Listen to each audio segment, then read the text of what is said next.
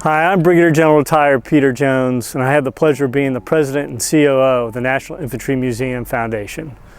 On this beautiful day, as we get ready to observe Memorial Day, I'm standing in one of the most sacred spots here at the National Infantry Museum and Soldier Center, Heritage Walk. It connects the museum to Inouye Field, where our sons and daughters graduate as infantry soldiers once they complete training here at Fort Benning. As they march off the field, they go down this walk, paralleled by the flags of their states and territories on either side, the global war on terror on one that represents their parents' war, and to the right, as they come down, the three-quarter replica of the Vietnam Wall that represents their grandparents' war. What's more important though is that along either side are pavers bought by you that commemorate the service and sacrifice of your loved ones, as they represent all ranks within our militaries and all our services.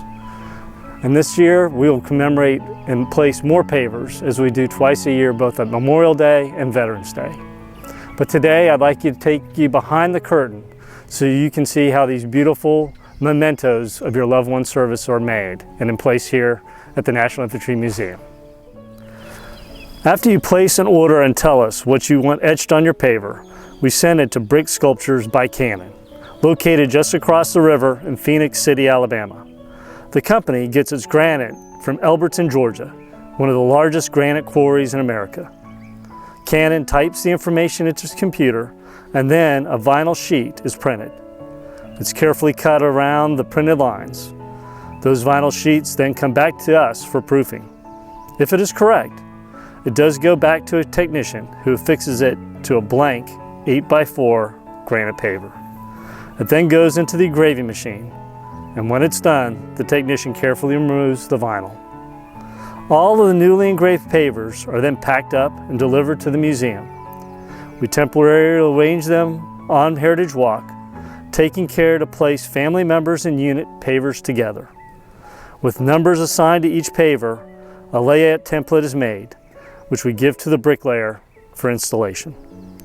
He prepares the site and then makes sure every paver is laid in the correct spot. The last step is the dedication ceremony that honors all the people whose names are on this year's pavers.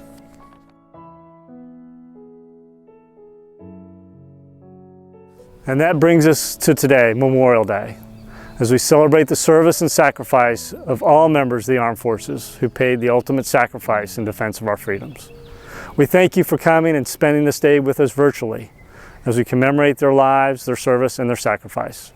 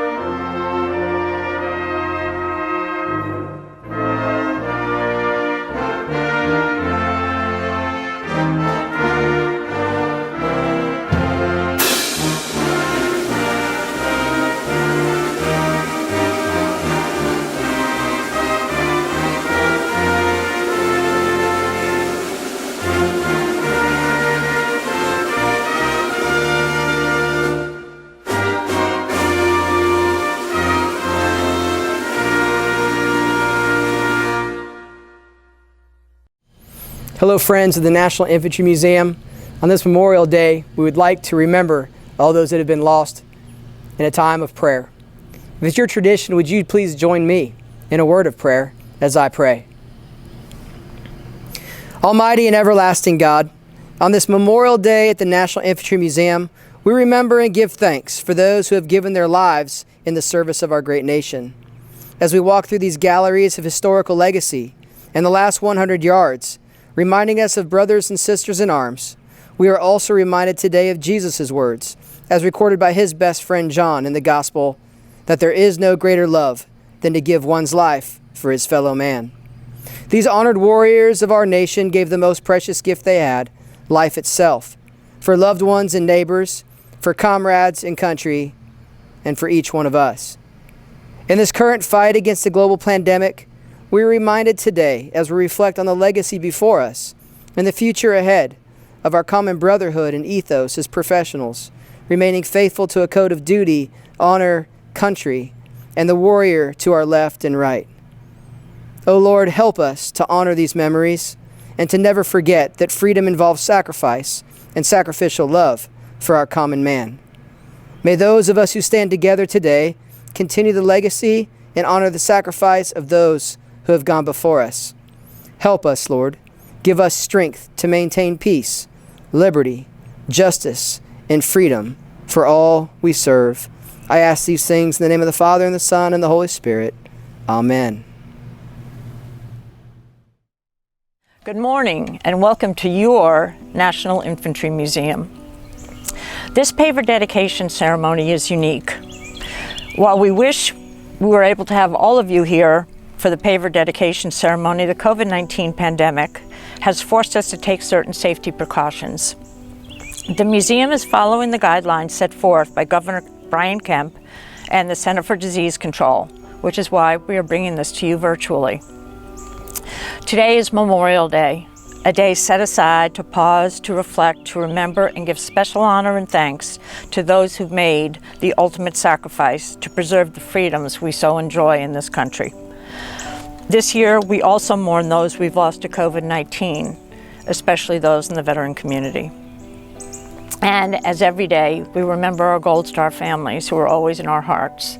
We thank you for your service and your sacrifice. President John Fitzgerald Kennedy, a combat veteran himself, understood the meaning of serving one's country in uniform. He said, "Let every nation know, whether it wishes us well or ill, that we shall pay any price, bear any burden, meet any hardship, support any friend, and oppose any foe to assure the survival and the success of liberty." Each paver along Heritage Walk represents a permanent reminder of a person, organization, and/or a place and time. The pavers being dedicated today are in memory and honor of all branches of the armed forces and include pavers dating all the way back to the Revolutionary War and for those who served in the global war, all the way on up through the global war on terror. The commemorative paver program ensures that the memories of the men and women who've answered the call to service are permanently remembered with their names etched in stone. We know that there are a number of places where you could have chosen to honor your loved ones and are extremely grateful that you have entrusted us with your hero's memory.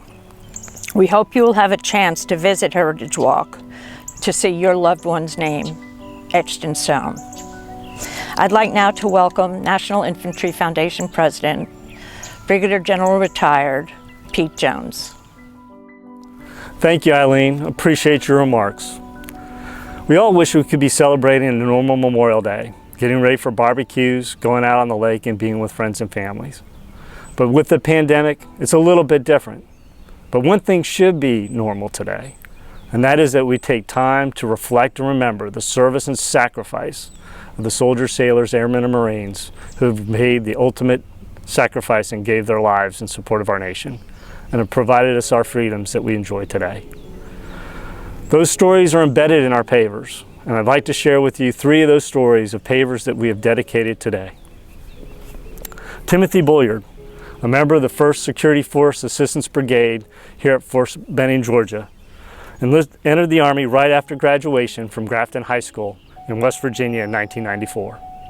He was affectionately known as the Caveman due to his love of outdoors, desire to go hiking, hunting, and fishing. He also wore the moniker of Grill Master with pride because he loved to be in front of the grill, showing everybody his wares and enjoying them to eat great food that he would prepare. In the Army, he started as an Armored Cavalry Scout and rose to the rank of Command Sergeant Major and took over the realms as a senior NCO for the 1st Cavalry Squadron inside the 1st Security Force Assistance Brigade here on Kelly Hill at Fort Benning. He deployed 7 times in support of contingency and combat operations throughout the world. Command Sergeant Bolyard unfortunately was killed on September 3rd, 2018 by small arms fire in Logar province. He was one of those larger-than-life individuals who lived the Army Creed, lived the NCO Creed, set the example, and led from the front. We wish that members of his units could be here today to look at that paver, but I'm sure they will make their way down and remember not only a brother in arms, but a proud example of leadership in today's Army. We also salute Sergeant Jonathan Kelly Lee Penny, a combat medic assigned for 1st Battalion, 75th Ranger Regiment at Hunter Army Airfield, Georgia. They called him Doc. Penny enlisted in the Army right after high school and eventually earned not only the Ranger Tab, the Expert Field Medical Badge, and the Airborne Wings. But on his fourth deployment in support of the War on Terror, Doc Penny was killed by enemy fire while providing aid to a wounded Ranger in Kandahar Province, Afghanistan. He was just 22 years old. A first aid station here at Fort Benning, where he received much of his training, is named in his honor. His wife Christine still lives in Savannah, Georgia, and Miss Sue Penny has always been a fixture not only at Ranger graduations, but also here at the National Infantry Museum. Miss Sue, Christine, we look forward to the day that you can go down to Heritage Walk and see Doc Penny's paver along with Command Sergeant Major Bolyard's in Section 25A, right next to the Global War on Terror Memorial. We also dedicate a paver today in honor of Paul Jimblowski, who was drafted in the Army and quickly sent to Vietnam. He began his tour on April 22, 1967 as a private first class light weapons infantryman in the 1st Cavalry Division, 5th Battalion, 7th Cavalry. He was fatally wounded in combat 10 months into his tour. His name is remembered both on the Vietnam Memorial Wall in Washington, D.C., and here at our replica at the National Infantry Museum. He joins a number of pavers of the Jimblowski family that commemorates the service of those family members from the Revolutionary War to the global war on terrorism today. As you can see, each one of those pavers, as you walk by Heritage Walk, tells a story of a loved one who led their values, loved their family, loved their nation. We hope you can take the time to come back and enjoy and reflect on those great names that are there. As we move on, we're now going to take a time to reflect on the service and sacrifice of our Vietnam veterans and our global war on terror veterans as we visit our 3-quarter replica of the Vietnam Wall and our global war on terror memorial. Thank you.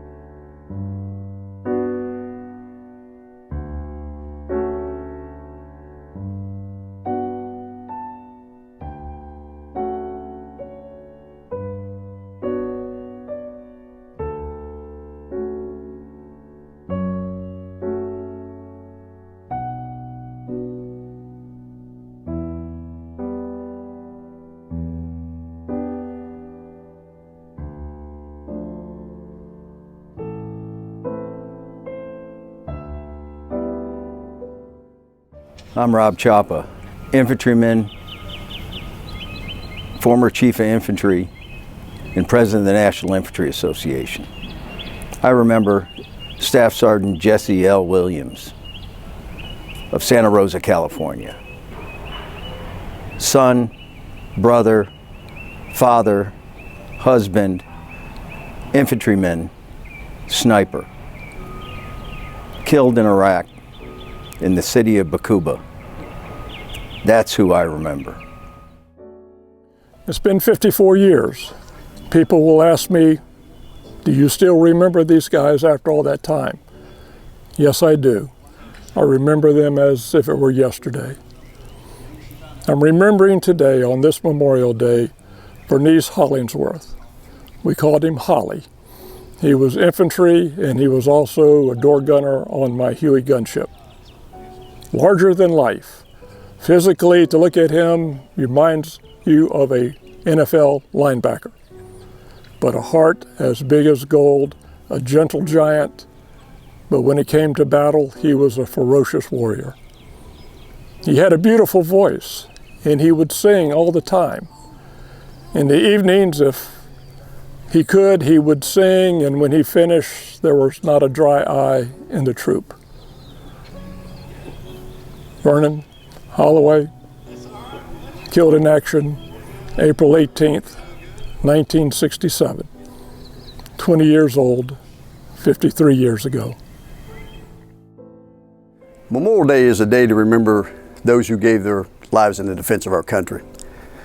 I often reflect on the memory of the soldiers I served with who gave their last full measure of devotion. One soldier in particular made a lasting impression on me, and I use her example to this day when talking about standards. Specialist Karen Clifton was a member of the 554th MP Company, and she set the example in her actions every day. Karen was well liked and could light up a room simply by walking into it.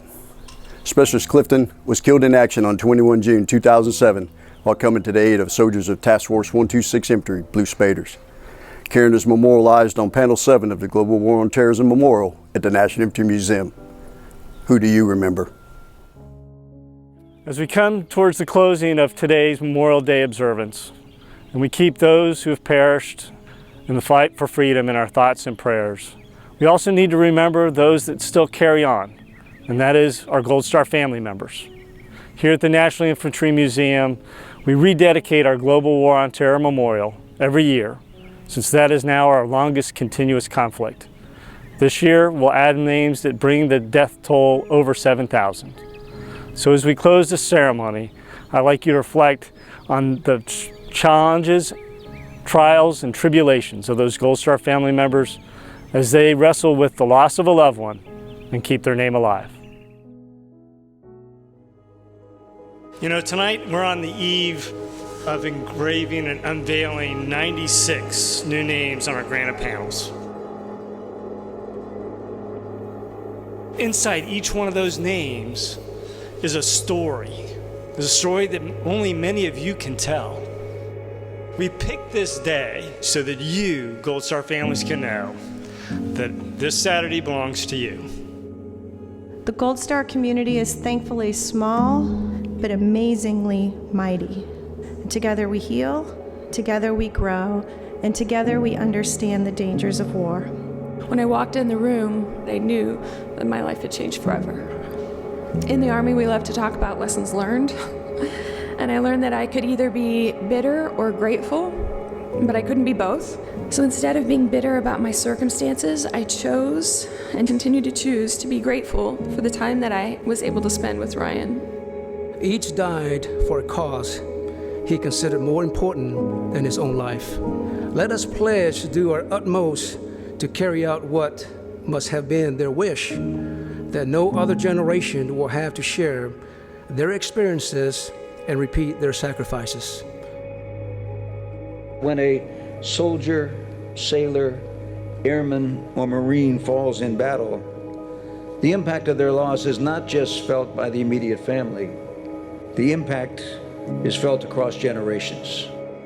Their names, now etched in the granite on one of the memorial's 8 plaques, join the nearly 7,000 soldiers, sailors, airmen, and Marines that have given their life in defense of this nation since September 11, 2001. Today we honor all of them. This memorial ensures that they are honored not just today, but always.